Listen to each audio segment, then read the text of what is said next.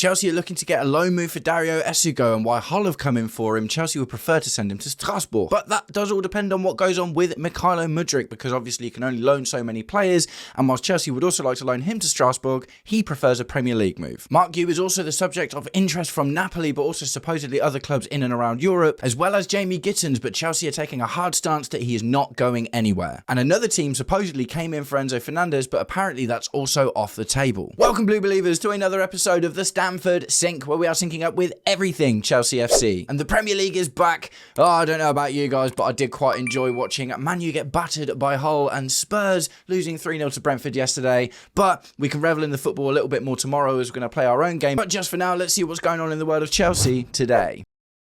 Right, so guys, we have more to talk about, and first we're going to talk about Dario Essugo. Chelsea Dodgers posted this via Ben Jacobs, and Alex Crook, just in Hull, are exploring a loan move for Dario Essugo.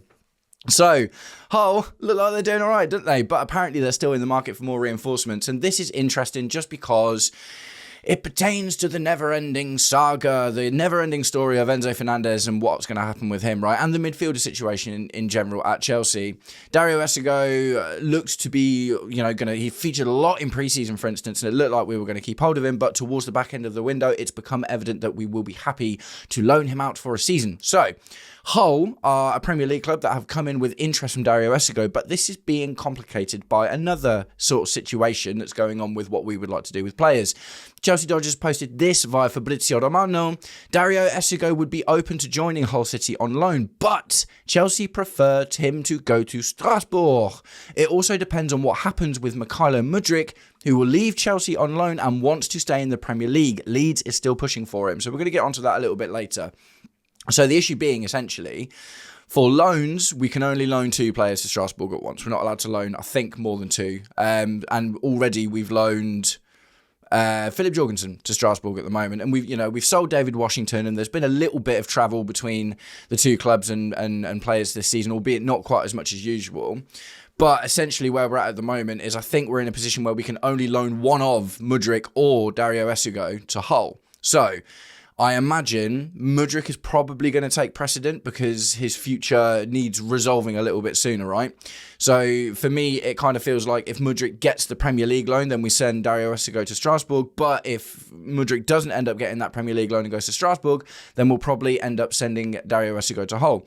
Either way, there's options. So it's less of like, oh, how are we going to sort these players out, or what are we going to do? And it does seem to be more along the line of just figuring out the nuances and the detail of the situation to ultimately get them out. Now, guys, what do you think about loaning out Dario Essugo? I think it's interesting because, as of right now, looking at all of our midfielders, he seems the most obvious one as an understudy to Caicedo in terms of that more ball-winning, harrying, aggressive kind of ball-winning role. We don't. Valentin Barco still feels like quite an unknown quantity. Reece James is obviously available to play, but maybe not so much the Caicedo role. It's just starting to feel like we're going to go in for someone else, doesn't it? Obviously, Jordan Henderson is around as well, but we're not necessarily expecting him to pick up a huge amount of minutes. But like I say, for me, this does kind of continue to lean into the fact that we're probably going to go for another midfielder one way or the other. This situation feels more likely that the Alex Scott thing might be revisited. And there was some news from, I think it was from Cy Phillips a while ago, that we would like to get both of Adam Morton and Alex Scott. And that's only going to happen if Enzo Fernandez goes and Dario Essugo goes at the same time. So guys, I'd really like to know what you think about this whole situation. Do you think that loaning out Dario Essugo one way or the other is indicative that we are still looking to reform our midfield, or do you think it's just a little bit to do with like cutting down the squad a little bit more before the season starts tomorrow? So guys, let me know what you think in the comments.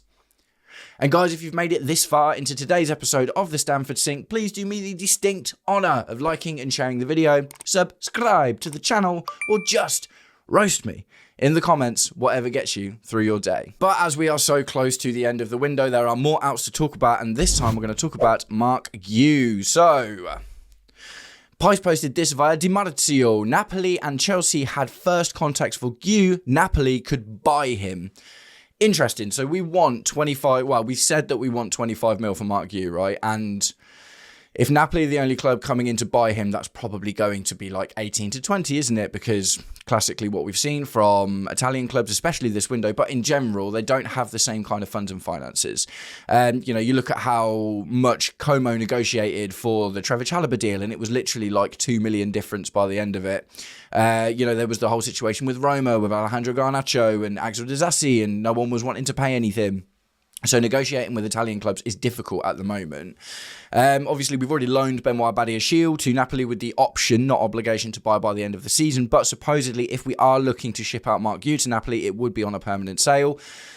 And I don't know where I really fit with this one. I like Mark Guiu, and I've liked Mark Guiu for a little while, but it's just evident that he's not going to get enough time in the team, and also he is a valuable asset because we only bought him for 5 mil. This is 2 years ago, so this is going into his third season as a Chelsea player. Got him from 5 mil from Barcelona at an absolute snip because his contract was running out. I think he'd come on in one game and scored a goal for them and look really, really good. But where we are at the moment is he's, albeit he had a really good showing in the Conference League. I think he was the Conference League's top scorer for us and for the competition in general. I think he got like 6 goals in the Conference League that year. But obviously really failed to get into the team last season. And evidently, being the fact that he didn't even feature in pre-season and hasn't been around the squad at all of the direction of travel for Mark Guiu has been that he's just going to go out. So, yeah, like I say, because he was worth so little, if we can sell him for 20 mil, at this point, that's genuinely nearly pure profit because we only bought him for 5 mil in the first place. You amortise that over 5 years, and he's literally worth like 3 million, if that right now. Do you know what I mean? A really, really small amount. So it's almost like selling an academy player, which is why we don't need to try and get massive money from him. But at the same time, there is potential there. And if you're going to want to get some money from Mark Guiu, then potentially you're going to, I think 20 mil. I've got a feeling it'll be 20 mil. But it's not just Napoli that are interested. So Chelsea Dodgers are passed this by Dabuto and Standard Sport. Mark Guiu is closing in on an exit from Chelsea. He is currently weighing up 3 options with clubs in Italy, Spain and Germany, all interested in signing him, either on loan or permanently.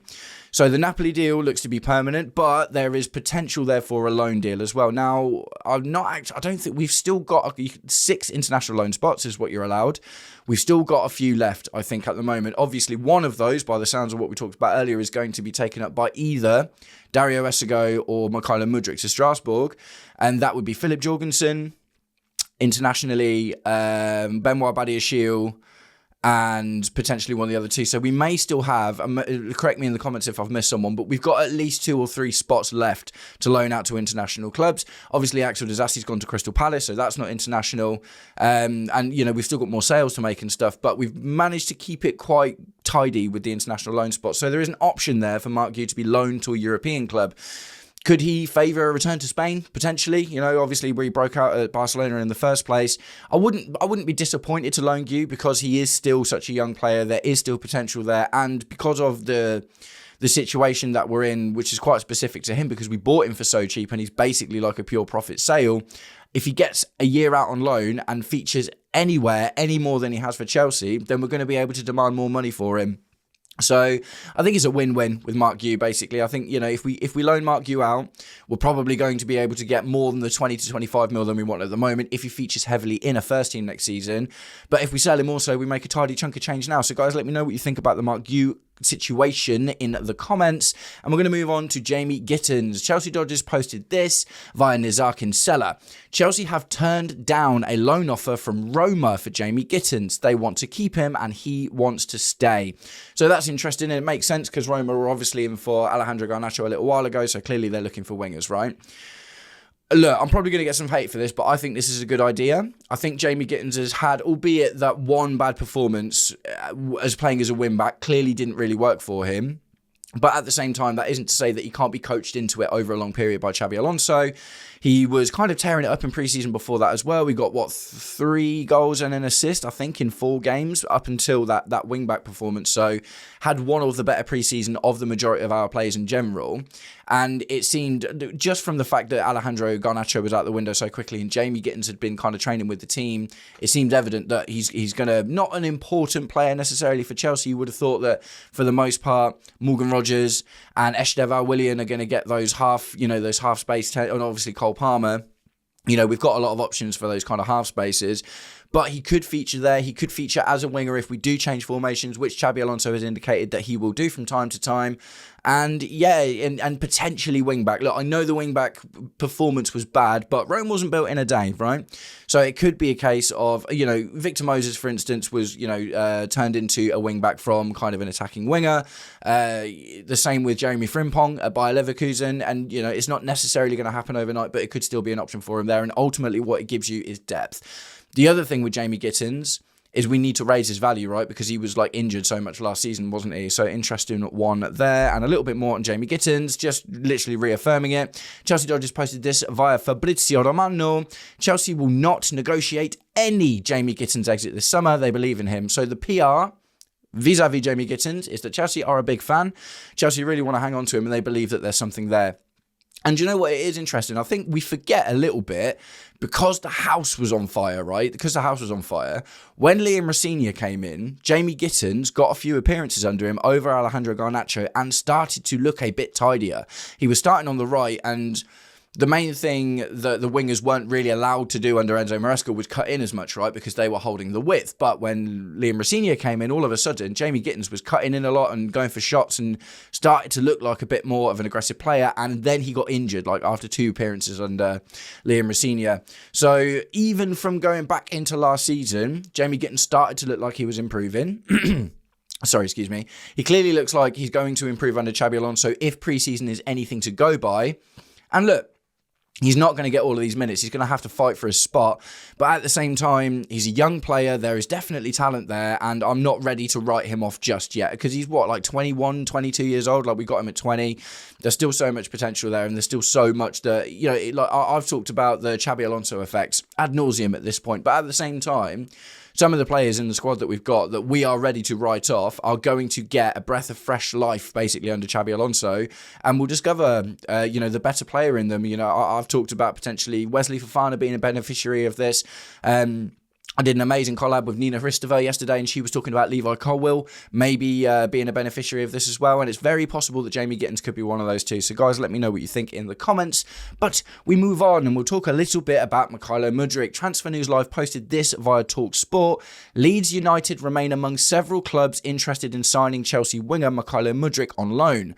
The Ukrainian is free to resume his career after all charges relating to his long-term ban were dropped. This, I kind of like it actually. I kind of like Mudryk to lead because, Daniel Farke likes that kind of fast transitional kind of football, and he will definitely be able to make use of Mykhailo Mudryk's speed. It's not going to, you kind of want to see players playing the same sort of style as football that you are to see if they'll fit in it. But not many teams are going to be doing that, especially teams that we would be loaning players to, right? Because to be a possession-based team, you kind of need to be one of the top teams anyway. It's difficult for the lower teams to be able to be possession-based because it's harder to get the quality. But yeah, obviously the other conversation is about loaning Mudryk to Strasbourg. Now, I think that the reason that makes sense is because Mudryk is more likely to get minutes at Strasbourg. And that's not even just the, for instance, if Mudryk plays a couple of games for Daniel Farke and Daniel Farke can't get the tune out of him or isn't a fan, then ultimately Mudryk might get dropped. Now, if Mudryk is over at Strasbourg, then Bluco can kind of nudge. I'm not even sure who the manager is over there at the moment, actually. I'll need to check that out before the season starts. But Bluco will be able to have some input in how much game time Mudryk gets. Now, we don't necessarily love that as a concept because obviously last season there was all of this idea that, Bluco were choosing the team and stuff and getting minutes. I don't think it was as bad as choosing the team, but, with the medical stuff, for instance, the Cole Palmer situation where he's only allowed to play 60 minutes and Wesley Fofana can't play more than one game a week and stuff like that. There was definitely something outside of the manager and in what he wanted to do with the team that was kind of having some influence on the team. 100% that's true. And that could also be the case with Mudryk to Strasbourg. So I think the thing is, Mudryk would probably favour well in France. Slightly lower level. His pace is obviously still phenomenal. He just needs to improve. I mean, can you improve instincts? I guess that's the thing. Or he needs to be coached in a way that gets the best out of him and helps him to make the right decisions in the right moments. You could see the rust in pre-season, and it's absolutely not a surprise at all. The guy's been off it for 2 years, do you know what I mean? And even for him not to have gotten so much more worse than he was when we last saw him over that 2 years is impressive itself. So you've still got a relatively good baseline to build off of when it comes to Mykhailo Mudryk. So guys, I would like to know what you think in the comments about what do we do with Mykhailo Mudryk, right? Do you think Strasbourg's the best option because with the Blueco link there, we'd be able to make sure that he gets more minutes? Or do you think that getting that Premier League challenge in Leeds is exactly what he needs? And there's pros and cons for both of them, right? If he can light up the Premier League with Leeds and help them have a relatively good season and climb up the table, then that's going to show that he's got what it takes to play in the Premier League and ultimately will make him more valuable, because if he performs well in the Premier League, that puts a few extra P's on top, doesn't it? Rather than just if he performs well in Strasbourg. But the other side of that coin, like I said before, is if he goes to Strasbourg, then Blueco can have a little bit more say about him making sure he gets minutes. And if things aren't necessarily going well for him right at the beginning, there can be a nudge to be like, you got to keep playing this guy because we need to see what we can do with him. So guys, let me know what you think about the Mykhailo Mudryk situation. I think it's a really interesting one. And last but not least, one more small story about Enzo Fernandez, because this is the Enzo Fernandez show. We've said that a couple of times, but this season of the Enzo Fernandez show is looking to come to an end quite soon. Now, this isn't really an update as much as it is just an interesting thing that I found. Chelsea have posted this via the Cy Phillips Sports Substack. I haven't said that in a while, so I've forgotten how to say it. Exclusive, Enzo's camp rule out Barcelona. Manchester City or Real Madrid remain the options. Barcelona have asked about Enzo Fernandez, but it looks like there's no way in for them. So that's fascinating because Barcelona, they've been buying pretty heavy, and obviously what they do have now, I guess, is a hole in their pocket, or money burning a hole in their pocket, from not being able to get Julian Alvarez. So they're like, right, okay, so where else can we reinforce the team in that respect? And apparently Barcelona have come in and made an inquiry for Enzo Fernandez, but I think probably from the player side, at the very least, he's like, no, I'm not interested. And that might be a case of, even if he goes to Man City now, he's probably always got one eye on Real Madrid being the move that he wants to make in the future. So if he does go to a Barcelona now, that cuts that off almost forever, doesn't it? Because, ex-players playing, Real Madrid, Barcelona, even through intermediary clubs is very, very rare. Albeit, it has happened in, historically, doesn't really happen anymore. So Enzo Fernandez might be thinking, okay, maybe City is the obvious one now. Maybe I can have a couple of good seasons at City, and then, and then maybe his price goes down or something like that. But ultimately, with City being in control of him instead of Chelsea, then he might still be able to make that move to Real Madrid in the future. But as it is right now, if he goes, yeah, I'm going to go to Barcelona, then that probably cuts off that Real Madrid angle forever, doesn't it? And if that is his dream club, then that kind of makes sense. And ultimately, City is still a good prospect, I guess. I don't think they're going to do that well this season, but he knows the manager there. He's obviously familiar with the Premier League. He knows he'll probably get a lot of game time because their midfield has gone through a massive reshuffle at the moment. So crazy stuff, guys. What do you think about... so the other thing about this, that I want to know what you think about is Real Madrid remain the option. Does it though? Does it they categorically kind of came out and said, no, anything can happen at the end of the day. Real Madrid... with them starting to have played a few games now, how did they get that midfielder? Because they wanted Rodri, didn't they? And obviously Rodri went to Barcelona instead. So are Real Madrid still in the market for a midfielder? Could it be possible on the deadline day or something that Real Madrid swoop in for Enzo Fernandez after all of this talk with Man City? I don't know. I genuinely think he's going to go to Man City. I think that the clock is ticking, and there's been loads of crazy stuff recently with Man City bidding for Adam Wharton, and there's even been some cursory news about potentially Chelsea being interested in Buadi, which is a really interesting one if City get Fernandez. So it's all still a bit wild, but I want to know what you guys think. For me, City feels like the one that's on. Barcelona, for me, the reason it would have been rejected would have been because Real Madrid is Enzo Fernandez's dream club and he doesn't want to jeopardise that. So let me know what you think about all of that and all of everything we've spoken about today in the comments. And guys, one thing I will have a shameless plug about is, I mentioned it earlier in the video, yesterday I released an amazing video with an excellent content creator called Nina Christopher. The video was called It's Time to Talk About Xabi Alonso, and we spent nearly an hour talking about everything Xabi Alonso, from the moment he walked through the door to the season expectations to the players that we think might benefit under his tutelage and his tenure. So go and check that one out. She's an absolutely phenomenal content creator and we had a really good time talking about it. Nice one, guys. Thanks very much for sticking around until the end of the video. If you did, I'll catch up with you all very, very soon. Take it easy. Peace.